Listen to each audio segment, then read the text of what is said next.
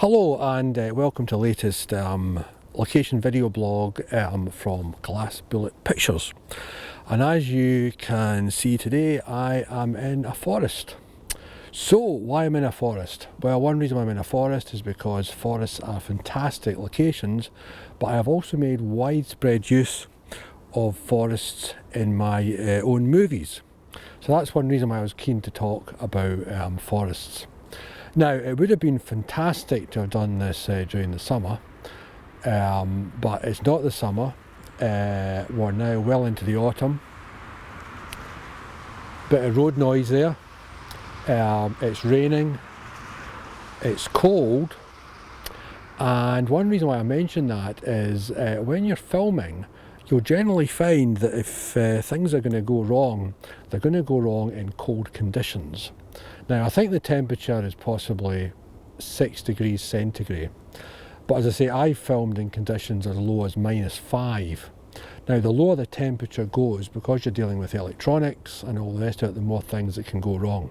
So in today's temperature, the batteries are working fine. We have batteries in the camera, we have batteries in the wireless microphone system, and we also have batteries in the light.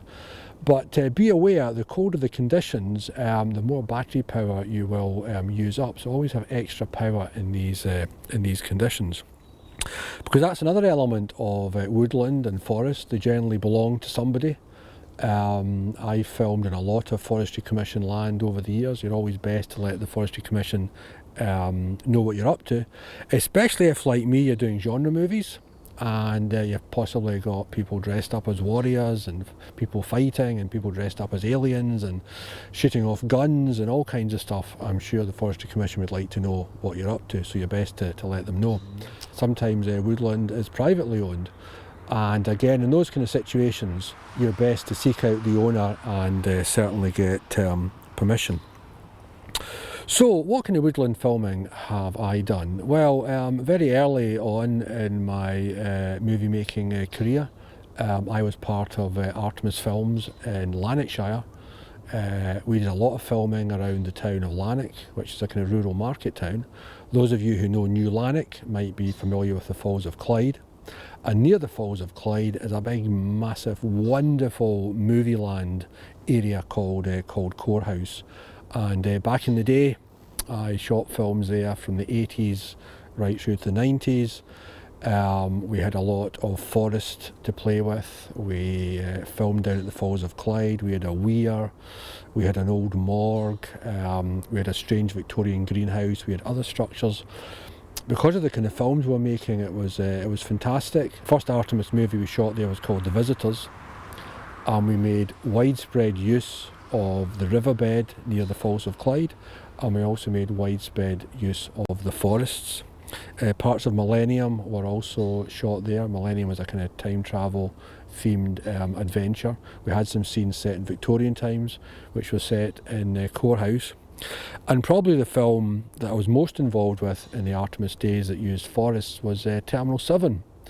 Terminal 7, which was directed by Richard, my brother, was almost a kind of Blake Seven inspired adventure tale about two criminals, one a political criminal, one a criminal, who basically get beamed down to a planet by a council. The plot kind of mirrored The Running Man, but this film was actually made before The Running Man, and basically the council basically control a game in which these two characters have to fight it out to the death. And for that movie we made widespread use of Courthouse and also some woodland up near a place called Kirkmuir Hill. I remember we did an amazing chase scene which was filmed from a motorbike, and woodland was ideal for that. We also had kind of gunfights which were done in woodland, people being chased through the forest, so forest locations were absolutely ideal for that. And then moving on to The Hunt, which was a kind of fantasy adventure story. Again, we made widespread use of woodland round about Lanark. Again, we used Courthouse, we used forests near the M74 at Douglas, and the finale of that film, if you've ever seen it, the main character Dreyfus actually descends into hell and we recreated what I think were quite amazing scenes of the Dreyfus character basically fighting demons and in hell, and all that was done in forests near the M74, which kind of takes us back to permission, because that was one particular scene where we didn't actually seek permission. I think because being young, we kind of assumed that if we walked a few miles into a deserted forest, it was in fact deserted and probably nobody owned it. But of course somebody did own it. And what actually happened was, during one of the lunch breaks, one of the characters, who was dressed from head to toe as a demon, decided to go for a walk in his full demon outfit. And while he was on this walk, he was actually seen by somebody. And this person he was seen by turned out to be a farmer. And he quickly phoned round all his mates, and probably an hour later, we'd restarted filming after lunch, we suddenly heard the kind of roar of engines, and it was like something out of that movie Deliverance, or even Southern Comfort, where characters basically get surrounded and knocked off one by rednecks. Basically all these Jeeps and Land Rovers and pickup trucks turned up, and they kind of more or less surrounded us, and all these guys got out with shotguns, and potentially dangerous situation. I, being the director, kind of moved forward and basically said, we're making a movie. As soon as I said we're making a movie, that calmed the situation down. And one of the guys jokingly said, oh, we thought the aliens had landed, so we'd come out to face them. So we all laughed about it, and they were quite happy for us to carry on filming, and they kind of drove off. But that was 1986, that was a long time ago. In today's age, it might be slightly more different, because a lot of organisations are very aware that they can make money out of films and film locations. So their first question might have been, well, you know, you're on our land, we're going to charge you for it. The other possibility is that litigation is very big at the moment. Whoever actually owned the forest might have actually thought, well, I don't really want this fantasy-inspired movie about a character fighting demons actually being filmed in my woodland, so I'm going to sue your pants off. So that could possibly have been another possible attitude towards it.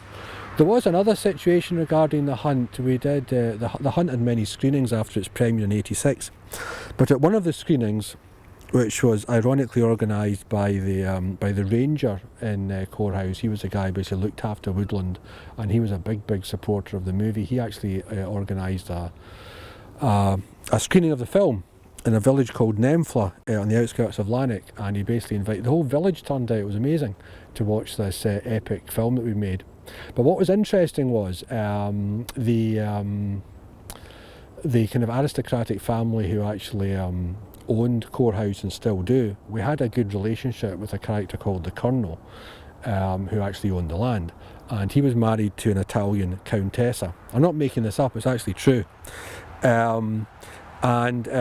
She'd heard about the film, and although her husband had been supportive of the film, she'd probably not taken much interest in the plot, and she actually turned out for this screening in the village hall in Nemfla, and was quite appalled by the film, which she went on to describe as being a video nasty, because it did have some scenes where, for example, a mutant dwarf hacks people to death, and there were some other scenes of mutilation, but I certainly wouldn't have called it a video nasty, but she perceived it as such.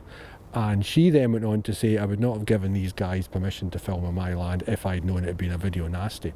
So there's all these kind of intricacies involved in filming in woodland and getting permission for filming in woodland. But personally, I think woodland's fantastic for lots of scenes.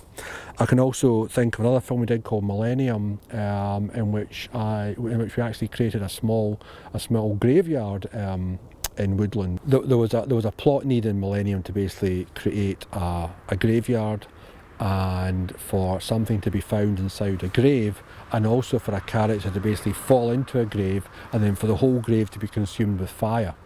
Now we couldn't really go up to the local council and ask if we could fill an existing cemetery. So in that particular case, we had to actually build a small graveyard, which we did. We went to some woodland, we dug some graves, we created some headstones, and if you ever see that film, I think it was actually quite effective.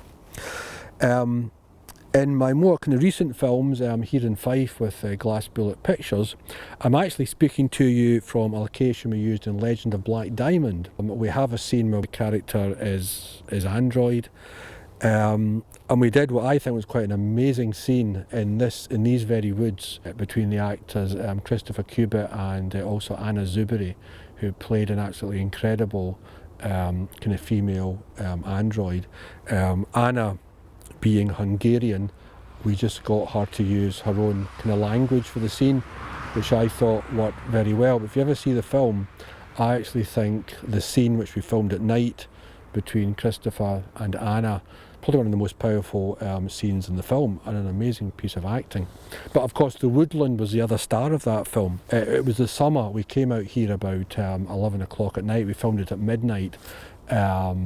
We used LED movie lights.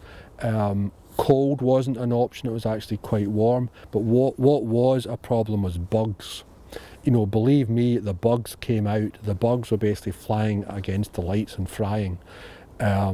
Christopher, he got bitten by bugs. He was quite badly affected by that. So that's one thing to think about filming in woodland at night with lights, is bugs. Be prepared for the bugs, because the bugs will head for your movie lights and they'll fry. So if you don't like frying bugs, don't film at night.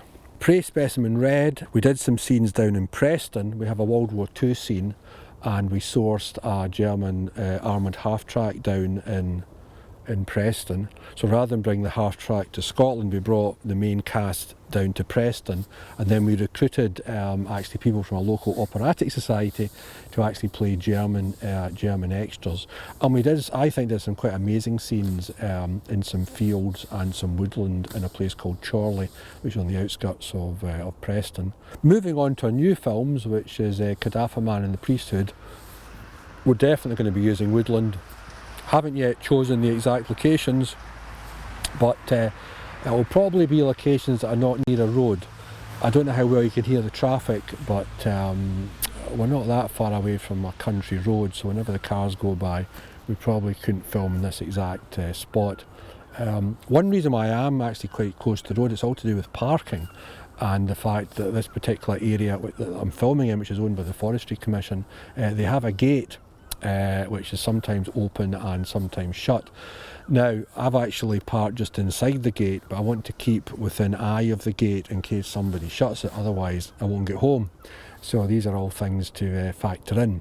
But if we were filming here and doing a kind of big scene, say in the Priesthood, we would probably be parking on the main road and then walking to the location. If you can also find woodland with abandoned houses, abandoned structures, even better. This particular location I'm in just now, there's a walk that goes underneath a motorway bridge. I've always wanted to use this motorway bridge. I've not yet had a chance to use it yet, but I just kind of like the kind of aesthetics of being underneath the motorway bridge. If you've got rivers and streams and falls and all that kind of stuff, it all kind of adds to the magic of filming in woodland. Okay, well, thanks for watching me in this latest video blog, and there'll be another one along soon.